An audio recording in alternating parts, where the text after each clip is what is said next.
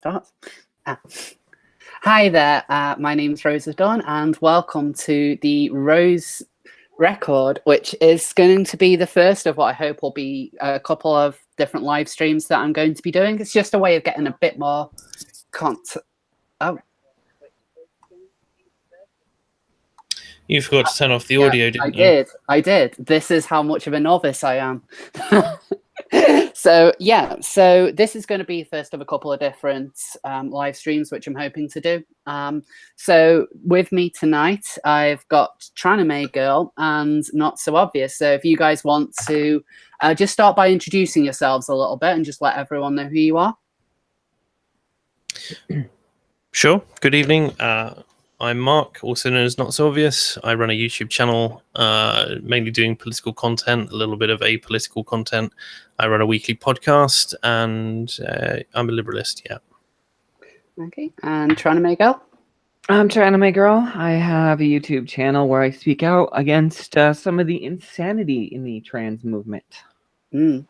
So, first thing that I wanted to just quickly touch upon tonight, I'm not sure how many people here might be aware of the situation regarding Jess Bradley, who is the NUS's trans officer. So, long story short, back at the end of July, Jess Bradley was caught taking pictures of their dick and posting it online. And that's everywhere from a bus, a train, a park, to an office, like actually at a place of work, which is NUS owned. I mean, other than the fact that people haven't capitalized on this to call them Jess Flashly, what an exhibitionist. I did come up with the term Bus Willie Bradley, but I don't think that's taken off quite as well. So not pre-watershed, no. So Bradley was suspended, and the NUS has just completely shut down about it. They've not made any comments to anyone except the Daily Mail saying that they're looking into the matter. The NUS's trans campaign, who I did a video about them back in May. Now, they're called the Trans Campaign, so you would think that they would be all about trans issues, but they're not. They're actually more about prison abolition and fighting fascism. I didn't see that coming. Yeah. Prison abolition? I mean, you would honestly think that these people were, like nothing to do with them being trans. And it's funny they mentioned anti-fascism when they don't even define what fascism is. Well, it's quite interesting, isn't it? Given that you get things like, I'm not surprised, by the way, that the NUS hasn't really got back to you, because the National Union of Communists actually probably agrees with the way that they're breaking down the barriers between sexuality and everyday life. Oh yeah. Well, there is quite a big link between the general trans activists and far left activism. And it's especially interesting when you see gender critical people talking about it, because a lot of them believe that actually this would go against Marxism. What, gender fluidity in general, or what? Yeah. My understanding of what their beliefs are is that they would see that the likes of Karl Marx would say you've got to have this separation of the sexes rather than there being gender. Now, I do find that quite interesting, and it's a point that I really do disagree with. And in fact, I'm actually going to be doing a lot of research on it to make a proper video series showing the links between these two communities. Well, what is it? If you take like the Orwellian state, it's more important to be dependent and married to the state than it is to be at all engaged with the opposite sex. I mean, you see that in every communist regime that's ever existed. Really, like, it's almost like they get really jealous. So with Brothers, I asked the NUS a bunch of questions, and I don't think it should surprise anyone that every single thing they came back with no comment. So that is on whether they are funding Carter Ruck to stop media outlets from reporting on the story. No comment to Jess Bradley support of communism. No comment on Jess Bradley supporting violence against people she disagrees with. And no comment on why the NUS's Amazing Trans campaign has now died as a result. So there is a complete shutdown just because of one person having allegations against them. Now, I can't say whether Jess Bradley is guilty or innocent. You know, just kind of covering myself legally, I suppose. But it is interesting. I mean, like, you have the NUS wanting to stop people from playing songs like Blurred Lines, and meanwhile you have someone being accused of getting a dick out erect in an office. I can't say that I understand the concept there.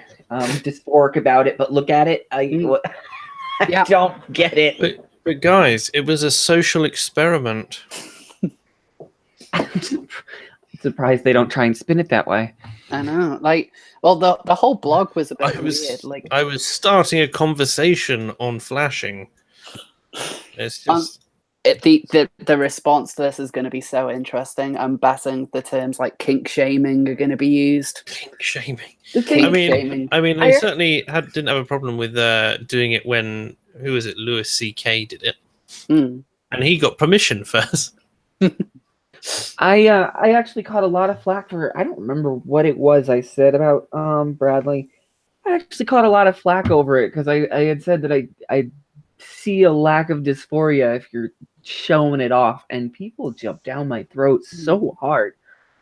Oh God, yeah. I mean, it's a way that Bradley's doing it as well. Like, we're talking about getting it out in public, in places where people aren't really going to want to see it, like at your office.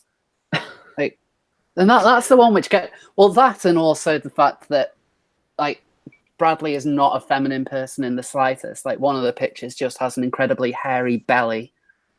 Like, yeah, no, they're not pleasant. There's a reason why I'm not sharing these pictures on the broadcast, because that goes a little bit too far for me. But I just thought it was interesting that the whole way in which the NUS has completely shut this down. And it does seem like if Bradley didn't subscribe to their politics and say Bradley was actually a cis het white male, you know, like how hard they would probably come down on. I have a hard time even using her, because Jess Bradley is a she/they, an NB. Oh God, they're fucking NB on top they're of an NB. Well, they're involved in trans politics. They're mostly NBs. I didn't know that trans trenders. No, like, if you go on Jess Bradley's Twitter account, it has she/they, and I think that they went on the news and was actually like, I am a non-binary trans woman. I'm just like, that makes no fucking sense. No. You can't be. Oh God, I've said it before. You can't be a non-binary binary. It doesn't work. It's a contradiction of terms. Yeah, you're either non-binary or you're not, and it's more likely that you're not. It's an oxymoron pushed by a regular moron. So, speaking of NBs, I'd just like to ask you guys, when you go to the gym, what are your normal thoughts when you go in there? What do you think is the most important thing that you do when you go to the gym? Other than flexing in front of the mirror and showing off my manliness, working out, and that's it. Well, in that case, you might need to take a bit of care, because Vice has reported on working out is a minefield when you're non-binary. The gym sucks for everyone. All the extra estrogen that you're taking on typically, or the lack of hormones in general, because you can't have too much testosterone, you can't have too much estrogen, meaning that you get none of the benefits of either side. This is a ridiculous article. So the baseline of it is that going to the gym when you're MB is hard because gyms are really heavily gendered. Like, no, then what? Like, for both people? I mean, it's one of the strangest things I've seen in a while. So for most people, going to the gym can be a painful process. not only do you have to rub shoulders with sweaty bodies which are exponentially firmer than your own, but you'll have to do so in front of floor-to-ceiling mirrors in which your own red face will inevitably catch eyes with a random guy's sex faces as they pound that last bicep curl. What do you think a gym is for? Sex faces? What? Also, the sex face is really not much of a thing unless you go to a place with, real meatheads. Yeah, I don't go to the gym as often as I would like. I still go every other week, I would say, at the moment. But yeah, even the guys that are doing the big weights and stuff, they're not really making sex faces. I always find that a bit of a weird line. It's like there's a difference between effort face and sex face as well, and also them saying infinitely firmer than your own. It's like, congratulations, you are being non-binary, and I would say you're choosing to be non-binary, but because every signifier of non-binariness is divorced from sex biologically. So when you are going there, you're saying, I can't work out hard enough to become firm because then I'll be too masculine, at the same time failing to realize that firmness is arbitrary. It really depends. Like if you're someone like strong women and strong men, if they do things properly, it's like, yeah, men can bulk up, women can bulk up too, it's less common. Men can bulk up, but you can also do bodyweight stuff, and across the whole spectrum of different body types and different exercises for making yourself stronger in different areas. Like a lack of firmness just says to me, you're not very good at the gym, are you? Like there's no shame in the gym, because there's if you're at the gym, you're there to work out, you're there to make yourself better physically. And so if you are having issues with the fact that you have a lack of self-confidence in the gym, well, I'm sorry, but either you're at a gym which is not a particularly nice gym and you need to find one which is going to be more suited in terms of the people that are there to work out with, if you're getting funny looks or whatever, or you need to basically just tough it up and become firmer, in your own words, and then you are not going to be, you also notice that none of these people are like looking at them in a sexual way. They're like pushing out the last rep, and it's like, congratulations, effort is needed to succeed at the gym. Why aren't you putting on your little sex face? Yeah, I think it's interesting you touched on like probably non-binary people are not going to be wanting to bulk up, because I know of some NB people who are probably quite scared of working out at the gym for that reason, because they want to look androgynous, so they don't want any muscle, even if it turns them into effectively a weed, because they would rather be a weed than that looks like a 12-year-old boy than a healthy functioning human being. And it just it gets very strange. So for non-binary and gender non-conforming folk, I'm surprised they didn't use folks, because they do like to use that term. The idea of a hypergendered space such as a gym is something many choose to avoid. Gyms are not hypergendered. No. I don't see any. The only kind of gender separated thing at my local gym is that on Thursdays they do a women's only night. Yeah, that's it. Like, okay, they have changing rooms, but so does like most places. And most places have bathrooms that are separated by gender. So that's not really much of an issue. But it gets weird. Like, simply entering into such a strict binary environment is mistakenly taken as an invite for strangers to police your gender. And while many restaurants, schools, and businesses are waking up to the struggles of non-binary and gender non-conforming people, what struggles? They're making things harder. They're making things harder for themselves, but they also aren't really like, no one is going up to a gender someone who identifies as non-binary and spitting in their face and saying, "How dare you be here? This is our arena." They love to think that's happening.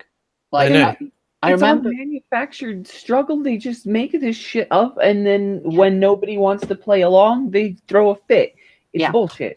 It is. This is. I remember in May when I was at the filming for Genderquake, the debate. Oh yeah.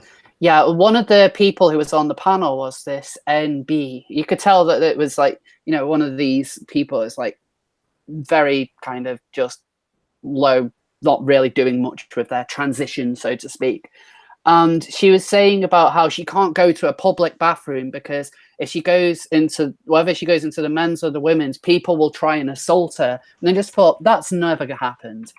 Like, a guy wouldn't care. And if you went into a woman's one, you look like a woman. So they're not going to care either. Like, not to mention the fact, it's like you go into a cubicle. It's like no one can see your equipment, for lack of a better term, unless you deliberately get it out, like Jess Bradley. So Bradley's like, oh, no one can see it. Stop oppressing me! As she whips her dick out. Yeah. Including gender-neutral bathrooms and gender-neutral service in restaurants. What the fuck is gender neutral? Oh, that's Right. when a waiter comes across to you and goes, "Excuse me, miss," and then the gender non-binary person gets so triggered their whole head explodes because they're not a miss, they're a they.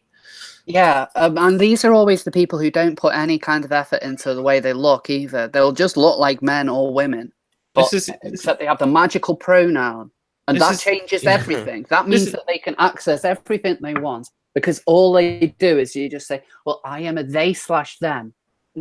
This is the other thing. The most annoying /her. What the first initial contact with any person is based off of your appearance. Your identity is partially socially negotiated, really. Like if you are presenting in a certain way, then you're going to be approached a certain way. You know, I assume that's why the majority of trans women want to emulate, you know, biological women, and then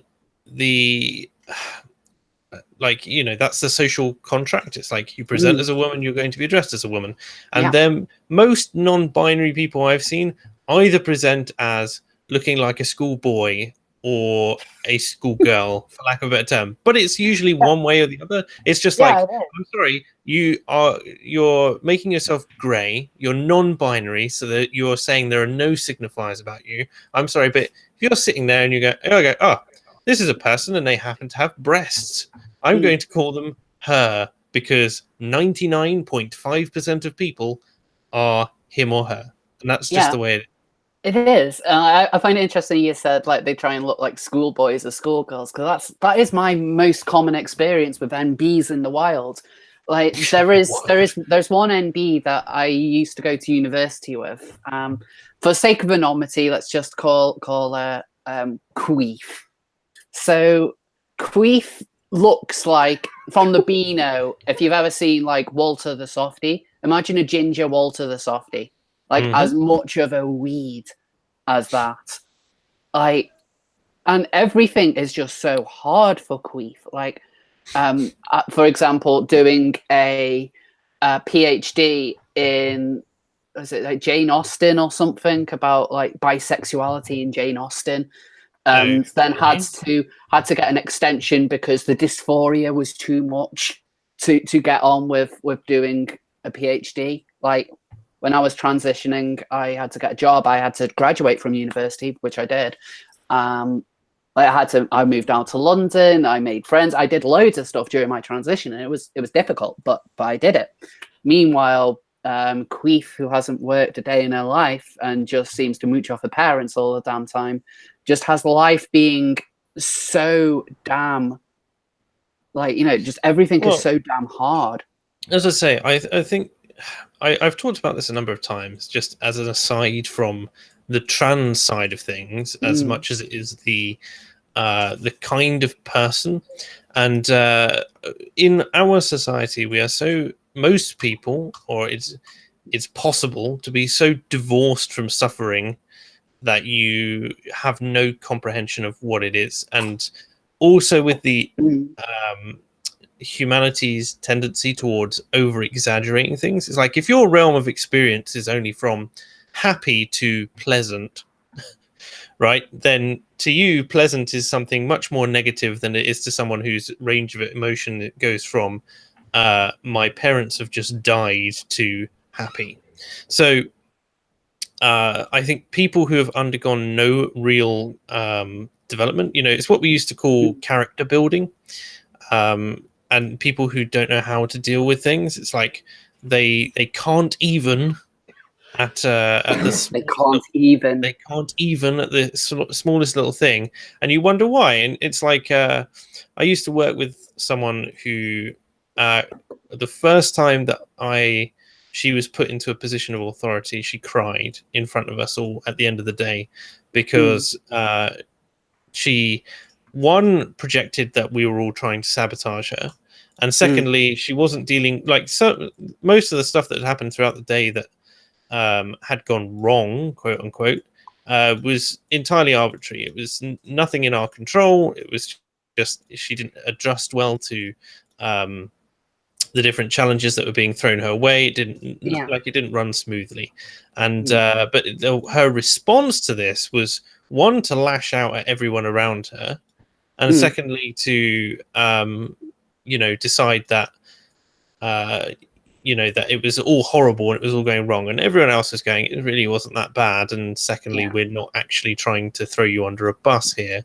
But she couldn't see it, and I think this is the realm of experience for a lot of these young naive people who just have no life experience whatsoever. I think the lack of life experience is a big thing, because these people live in their own echo chambers, they live in their own bubbles, and they're not used to stepping foot outside their house and actually doing normal people things. Everything has to be about hugs, and this article is just everything about hugs. Like, look at this line: after a friend of mine told me of their traumatic as a non-binary person at the gym, I decided to look into the ways cisgendered folk can support our non-binary and gender non-conforming.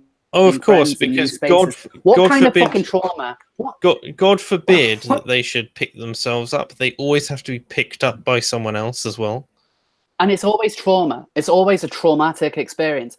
What traumatic experience could happen at the gym that isn't so important that you neglected to actually put it in the article? Because they don't tell us what this traumatic experience is. But like, my experiences of MBs, a traumatic experience is being called like she or he, and it's like, no, I'm a they. Like, I've been misgendered. It's a horrible thing. I do not deny that. Wouldn't call it trauma. I'd call losing a friend or a family member trauma, or assault, like a physical violent assault. That's traumatic. Someone saying something mean is not trauma. And this is the kind of dialogue which they always start off with. And you have like these goody two-shoes saying, it must be so hard. Like, how long, it's like offense can only be taken, it can never be given. And so the vast majority of what you would call it, like misgendering, is going to be either unintentional or it's going to be horrendously malicious. And so if you can distinguish between the two of those, and you go, well, if someone who's done it because they have a real issue with trans people, then you go, okay, it's not worth knowing them, as long as it's, and if it's, for instance, someone in the workplace, you probably have grounds for discrimination anyway, or, in someone refusing to, effectively be polite and professional in the workplace. And you can say, they can call me whatever they want in their own private time, but they, at work, we deal with things professionally, and this is the way it goes. And then you have people who are just genuinely out the loop, or they don't care, or they've just made a misjudgment. Then that doesn't matter, does it? Because it's a mistake. It's an honest mistake. And if you're presenting in such a way where people are constantly making that mistake, that's on you more than on society. And this is why passing is so important as a transsexual woman. I would say it's one of the most important things, because you need to be able to go out there and people, rather than it being shoved down their throat that they need to refer to you like this, because that's not honest. What you want is for people to just look at you and say, that kind of thing. And you can't really do that with MBs, because MBs come in all range of shapes and sizes and haircuts. Well, okay, not many different haircuts. Just usually like this kind of thing. Like that's a very NB haircut. Maybe a bit more kind of messy sometimes. Very but Milo Yiannopoulos there. yeah, actually, yeah, she does look like Milo. But I mean, they are Skylar, who's 34 years old. So let's see how traumatic experiences 34-year-old has had at the gym. So 2 or 3 years ago, and people would just stare at me. If I was in the women's changing room, women would think I was in the wrong room, or women would walk in and think they're in the wrong room. And that's why I stopped using the women's changing room, because I was making so many people feel uncomfortable just by being there. How traumatic. I was being treated like I shouldn't even be in that space. It was horrible. Okay, this is interesting. So I've been binding my chest for a very long time, and it kind of looked like my breasts aren't there. You've been binding. You do have breasts. I've got hips and a small waist, but muscles, and I've had a lot of people stare at me. Now, hold on a second. This person is saying that they shouldn't be in this space, yet they're a biological woman. And they're not like a trans guy either, because they're not using the men's spaces, they're using the women's spaces. Mm-hmm. So wait, you've got to kind of pick something at that point. Like, are you wanting, if you're not wanting to be seen as a woman, why are you going into the women's? Mm-hmm. Because you're going to think woman. Like, it's this weird fascination that MBs have with women's spaces. Like, they always default to the women's space, whether they're a guy or a woman. MBs of all shapes and sizes. They all go to the women's. They don't go to the men's. And then they wonder why people are saying like, "Oh, but I'm not a woman." Like, well, why the fuck are you going to the women's one then? You idiots. But there isn't a they room. They don't have a they space. This is it. They want to have a they space, but then that opens up another like barrel of, well, how many other genders do we need to, set up spaces for? Because you have people like demi boy or demi girl or trigender or gender fluid flux and all these other things. So are we going to have to set, how many different bathrooms are we going to have to set up? Here's the thing. No, you only need more than that. Probably looking at like a whole gym just for bathrooms, and then you just have one treadmill. See, I think I saw once that there was this way around this, right? Right. Which was, you have a single cubicle that is offset, as in, so it's like basically the disabled changing room, but it's just a small cubicle space, very small.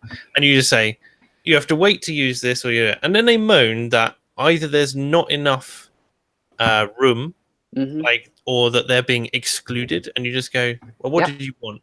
What did you want? You wanted to be included in this space. You are included. Congratulations. Not every person on earth likes you. And secondly, you're behaving in a manner which is contrary to the gender you claim to wish to be identified with.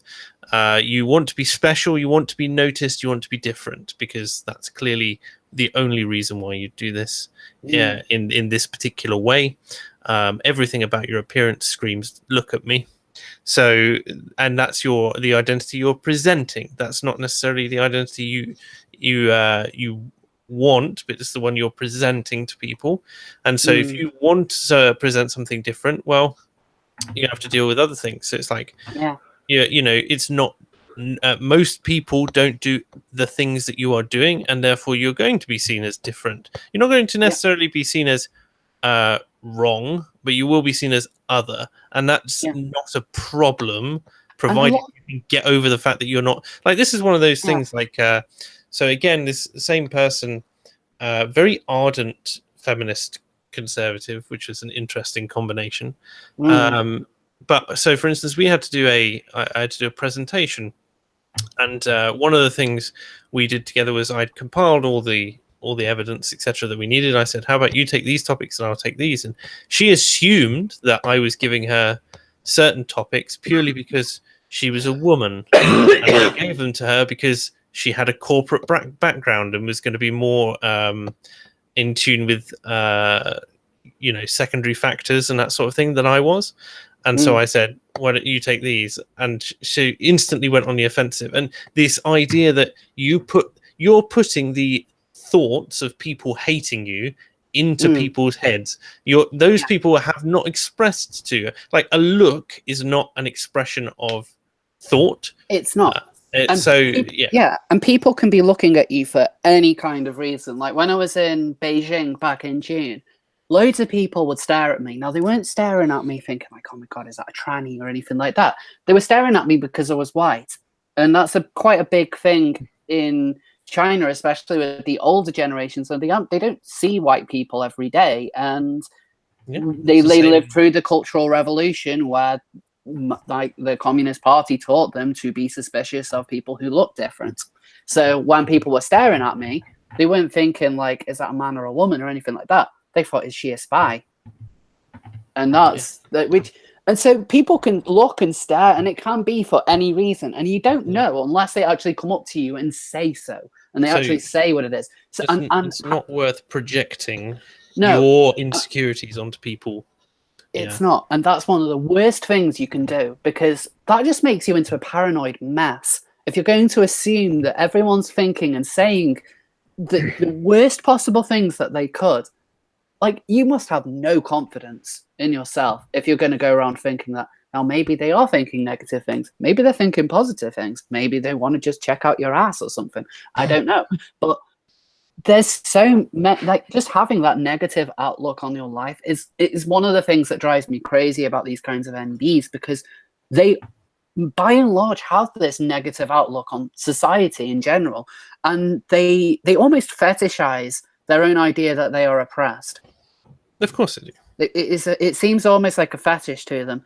Like, I personally don't think that transsexuals are oppressed anymore in this country. I mean, there isn't really any other rights that I think that, like, that we particularly need. I'm quite vocal about there being no need to redefine like the Gender Recognition Act or anything like that. I'm happy that it can take a while to get, you got to go through various processes to show people that you are serious with living as the gender that you are.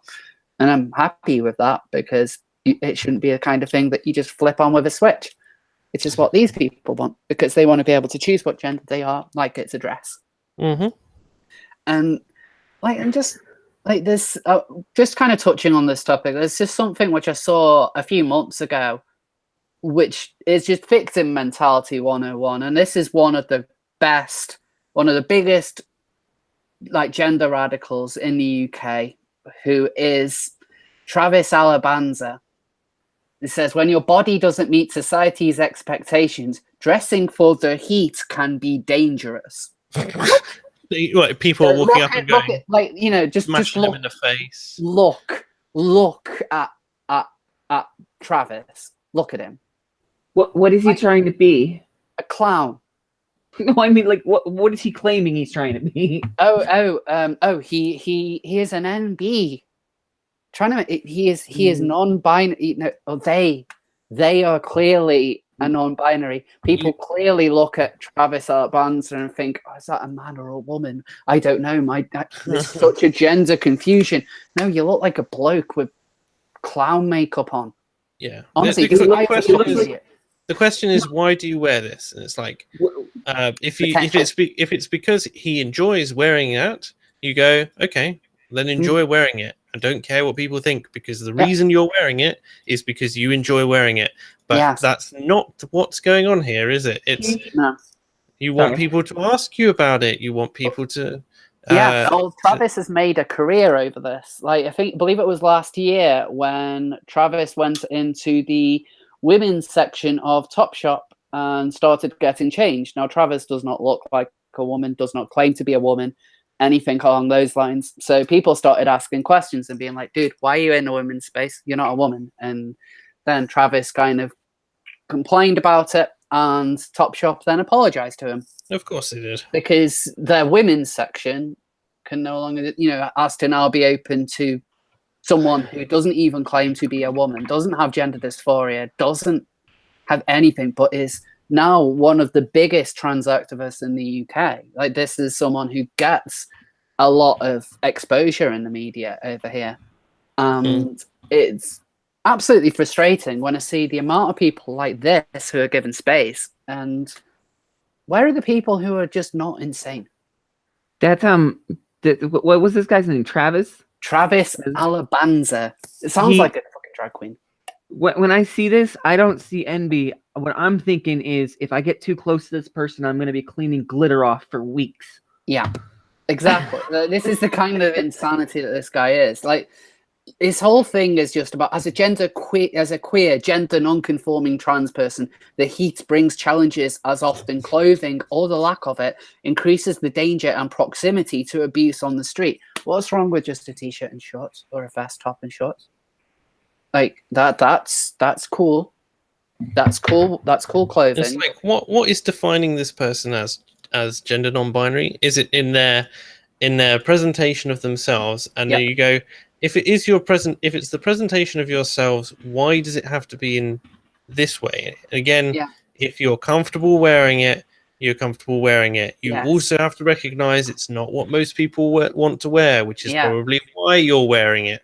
And then you go, you want to be a bit different. You go, congratulations, you're wearing something that's niche, that people don't, in the same way that anyone walking down the road in their undies is going to be, frowned upon.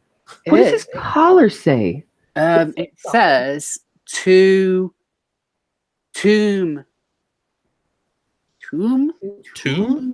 What? I think it says tomboy. Oh, Okay. tomboy.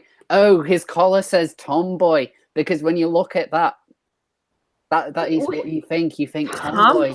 Wait a minute. So he's non-binary, male to begin with, but a tomboy. What the fuck? He's subverting your expectations. Yeah, he has destroyed your idea of gender, Tranime. No, he has broken my brain, and I don't want to interact with this person. Okay. Funnily enough, one of my friends has managed to convince me to get a free ticket to one of Travis Albanza's little poetry project things that he's doing at the start of October in Shoreditch. So I'm going to be going to that, camera in hand. That's going to be that. Honestly, I don't even know why I'm doing this. It's that will be painful. So all of these examples of just like non-binary people just having it so hard in the gym. Now I think we've ripped on them for a while. Like, all of these are just they, thems. Again, all of them are thems. Like, that's a he/they. And again, there's been no evidence presented. This is all their projection of what they think people are thinking about them. It is. It's all of it is. Like, this person here who's Frey, they/them, talks about like certain classes are specifically targeted for women or men. Any space like that is naturally going to be extremely gendered. It's like, yeah, okay, but there's loads of intersex classes and stuff as well. Like, my spin class is intersex. Like, I don't think my gym doesn't really do any separated ones. But even if it is, just go to a different class.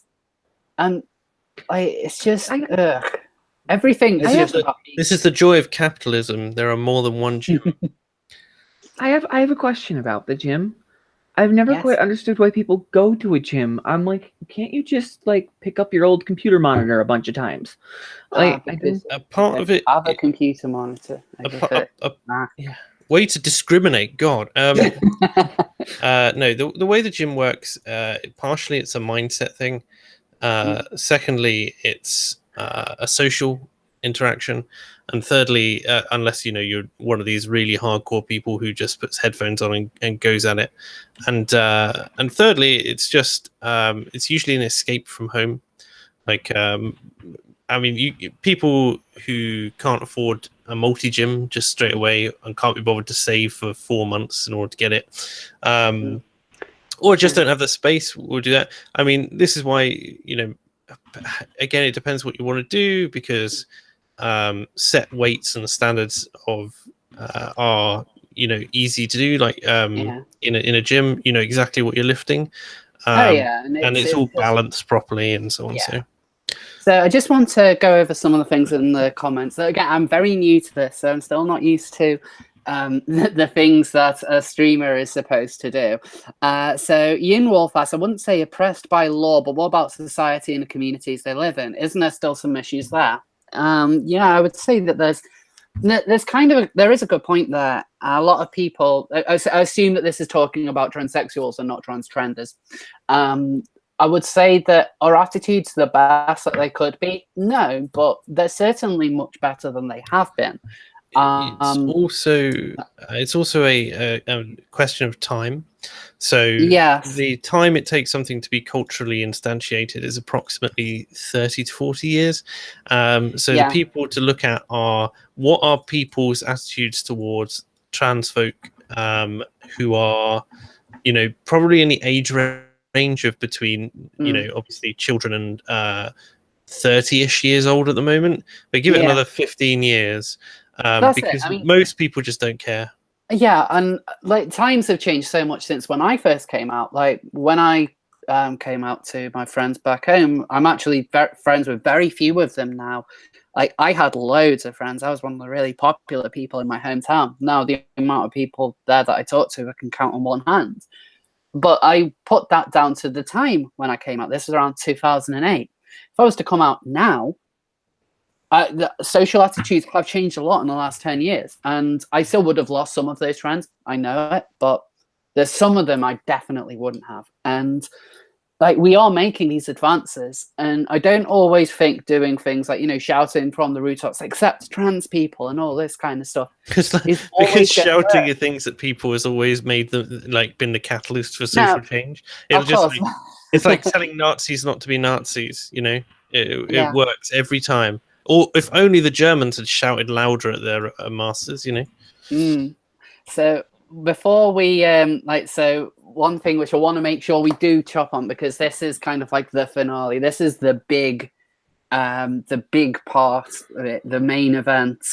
So when it comes to trans people having gender reassignment surgery, it's normally quite a big deal for us. Like one of the most dysphoric things of our bodies is the most gendered or sex bit of the body, which is the genitals. But there are some people out there who, like this person, I am recovering from a non-standard vaginoplasty. Non-standard vaginoplasty is I kept my penis. Why would you keep that? A few months ago, I had a non-standard bottom surgery. I had a vaginoplasty while maintaining my penis. They start to go into like a few details saying full erectile function has been maintained since the penile skin was off limits. The skin graft was used to make my vagina. Okay, this person has basically become a real life futa. Like this is.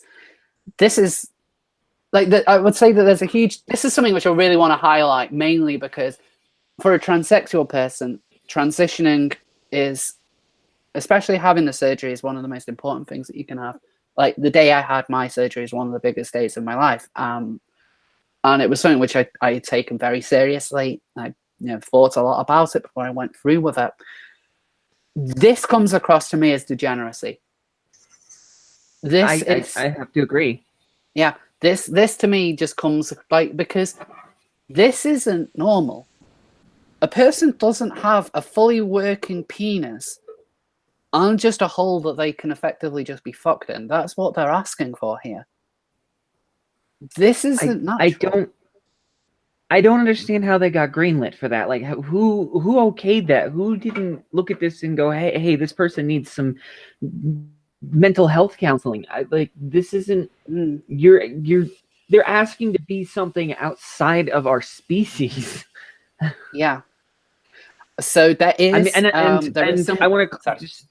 I just want to clarify real quick. When I say that, I don't mean that intersex people are outside of our species. That's an anomaly. Absolutely not. That's not. Yeah, I have nothing. Yeah, no, against absolutely. Because intersex. I'm not the person who's most read up on intersex issues.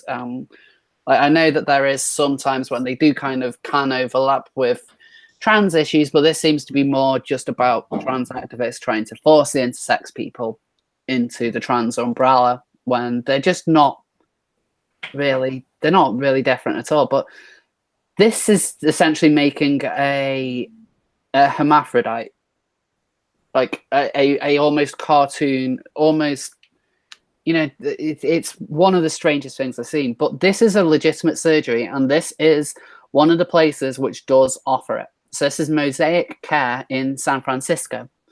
And they say, of course it's in San Francisco. Of course.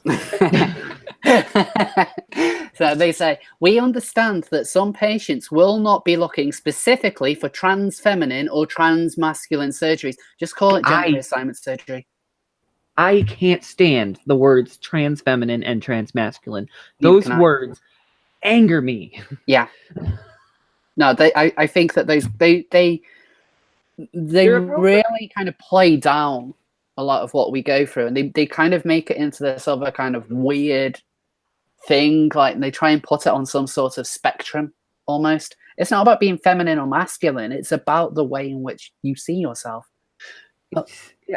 I'm like a trans woman can be butch. That's not a horrible thing. But this here with the two pieces, two sets of genitals here, they're literally appropriating someone's birth defect. Like this is disgusting. I'm sorry, it is. Yeah. I'm like, this is disgusting. I'm not saying intersex is disgusting. The appropriation of it is what's disgusting. I would agree. Can't find the words I'm looking for. No, I agree, and I think appropriation is a good way of looking at it, because we always talk about the trend is effectively appropriating what it is to be a transsexual. This kind of surgery is appropriating what it could be to be intersex. Now, obviously, not all intersex people would be like this. A lot, you know, there is such a wide variety in it. So I don't want to be saying anything here that could make it look as though I'm in any way criticizing or, you know, devaluing what it could mean to be an intersex person. But I think this surgery certainly is.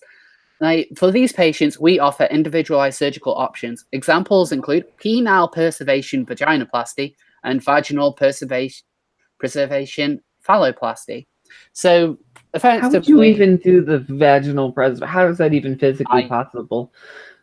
I think that would probably be quite similar to the GRS that trans men generally go through. Only, yeah, that would still be a difficult one. I mean, the trans man GRS, as far as I know, is one of the most difficult procedures you can go through. Logistic speaking, I'm just thinking from a medical point of view here. Yeah. If they preserved the vagina, if that person got pregnant, that would be a huge amount of damage. Oh my God, you're right. Oh my God, they would completely destroy themselves down there. Oh my God. That you would think that they would at least make sure that that person wouldn't be able to give birth, but obviously they wouldn't do that kind of thing anymore because they would get criticized as sterilizing people. So there would be some groups out there that would be saying, no, you need to let these people who are getting penises put on top of their vaginas still give birth. The last thing we need is those people procreating. I'm sorry. That's a bad idea right there. The sterilization being built in, it's actually a method of removing these people from the population. I'm like, it's just, and you see these people on Twitter, even for, you know, regular SRS, you know, are like, oh, this forced sterilization. I'm like, no, I knew what I was getting into. I knew that I would be infertile. I know that. It's not. They're not the only ones. Like, you know, like that didn't just seem to be a one-off thread, because there was a later thread saying, I saw a bottom surgery of a person who had both a penis and a vagina. Now, after SRS, it wasn't a vagina. I have always been afraid of bottom surgery, but now this feels like the perfect option for me. Then all right, I get being afraid of SRS. It's a very painful experience. I get that. But if your fear is not having your dick anymore, maybe, just maybe, you're not a transsexual and shouldn't be doing this. Absolutely. No, I completely agree with that. And I get told that I am utterly insane for saying this. I think you're completely right, because it is absolutely excruciatingly painful. The recovery afterwards, after the 24 hours I was on morphine, I was just given paracetamol and ibuprofen to deal with major surgery when I was in hospital for a week. I was in agony for days. I was constantly sick. I felt rough as hell. It was awful, but I needed to go through with it. Like, Yeah. it didn't feel like it was any kind of choice. Like, I would have been perfectly content even if I had passed away on the operating table. Yes. Oh my God. I am glad somebody else said that. That because when my surgeon was warning me of all the things that could happen and you know how much of a risk they are, I'm like, there is no this that is worse. Sorry, the people who live here are assholes. There is no possible outcome that would be worse than what I had before the surgery. There's not. And he was like, but there is a chance you could pass away. And I'm like, that's still an improvement. Yeah. No, it is, and it probably sounds insane to hear it, but it's true. Like, this is not a surgery which people just kind of flippantly decide, whatever, I'll go through with it. It's like, no, this is something which is sorely needed. And you know, it's just my train of thought just derailed on me. It's fine. But you just see I don't understand. Like, all the flack I get online was from an original statement was that I had said that I don't understand non-ops, and that's where all this Tranime's transphobic shit came up. Yeah. And I'm like, I can't understand it. Why would you? What reason would you want to keep that thing? Yes. Yeah. Like, I don't know. And to have both is just more mind-boggling to me. Yeah, and especially because I would assume that if you keep both, they'll just be, that's it. They're not. What are they going to be able to? What if you decided, like, no, I only wanted to have the one? It's almost like, well, that boat sailed. Well, it's easy, isn't it? You just lop it off, right? Whichever one it is. Well, yeah, I mean, it isn't a case of lobbing it off. I know. I know. I'm just. I had to comment something because I have absolutely no experience in this particular field, that's fine. Well, we're here to educate you. Clearly. You want to know what else was really just a side note here. My surgeon was shocked when he was warning me about the possibility of never orgasming again, and I'm like, I don't care. Yeah, that's not on my yeah, it'd be nice to be able to, but that's really not on my priority list. Yeah, I got something like that as well, and I was like, at this point, I wasn't enjoying, like, you know, having any kind of sexual contact or anything at all, and at the time I just didn't care. If anything, like, I'm much more comfortable in sexuality now than I ever was beforehand. But I'm just, you know, that's just more a case of me being comfortable with me being me.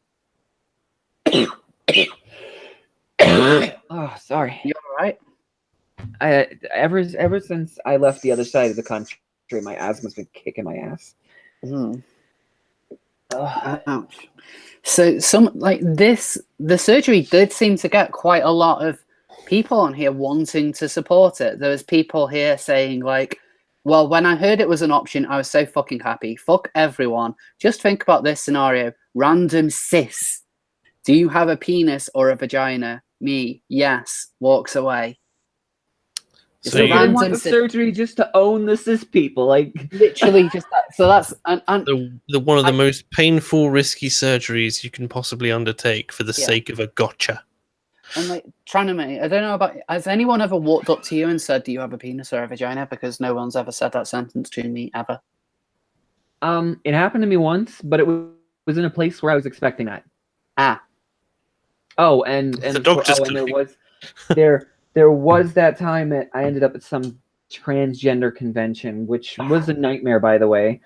Don't go to those places. Just don't. And someone asked me there. So there were 2 places where it has happened, but they were not ordinary places. Interesting that it happened at a trans convention. Or was it one of those nasty cis people who had snuck their way in? Nasty.